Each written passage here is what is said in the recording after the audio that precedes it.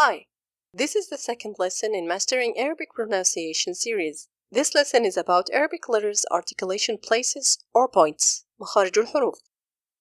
Knowing these places plus the characteristics of each letters introduced in the previous lesson are essential in pronouncing Arabic letters correctly.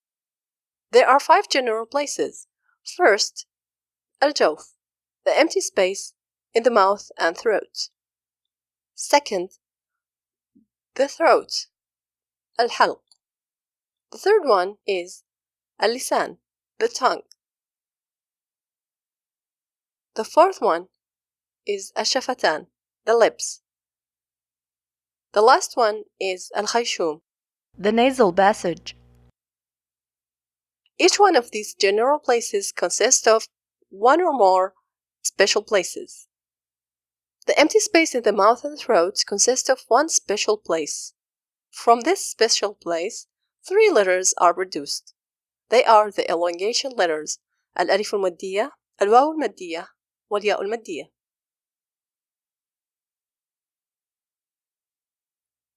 The throat consists of 3 special places. The furthest part of the throat produces 2 letters, al-hamza and al-ha. The middle part produces al-ain and al-ha. The closest part produces al-ghain and al-kha. The tongue consists of 10 special places. The furthest part consists of 2 special places, place of al-qaf and place of al-kaf.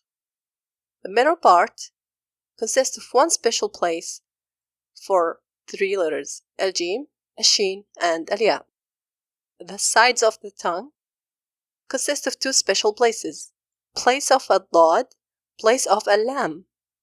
The tip of the tongue consists of 5 special places, place of al-nun, place of al-ra, place of al-ta, al-ta, al-dal, place of al-sad, al-zai, al-sin, and place of al-dha, al-dhal, al-tha.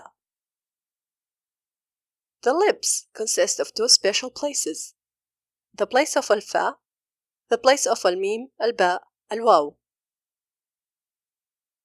The nasal passage consists of 1 special place.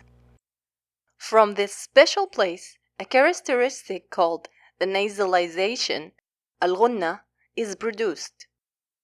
This is a characteristic of 2 letters, al-nun and al-mim. Now that we covered the letters' characteristics and articulation places, we are ready to tackle each letter individually. Stay tuned and like, share, and subscribe to Arabi Culture and Language channel.